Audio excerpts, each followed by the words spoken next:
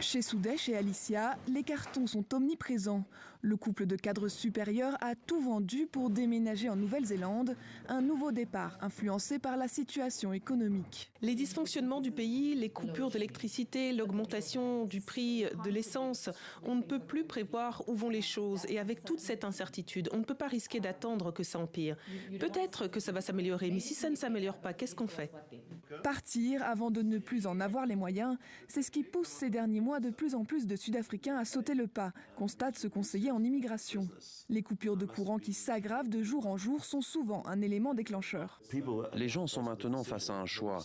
Est-ce qu'ils vont dépenser 350 à 500 000 rands en panneaux solaires sur leur maison pour pouvoir vivre et travailler, ou alors ils pourraient utiliser cet argent pour émigrer à l'étranger? À Johannesburg, particulièrement affecté par les départs, les panneaux à vente fleurissent.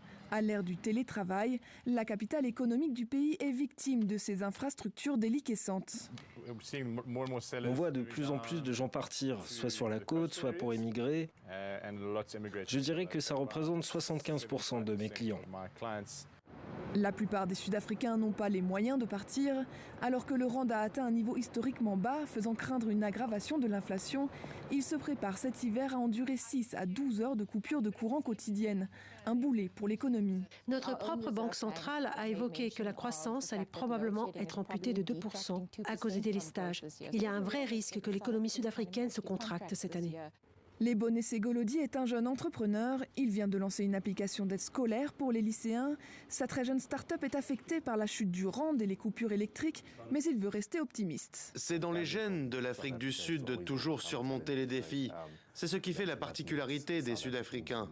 Alors il faut que l'Afrique du Sud fonctionne. Et ça ne dépend que de nous de faire en sorte que ça marche.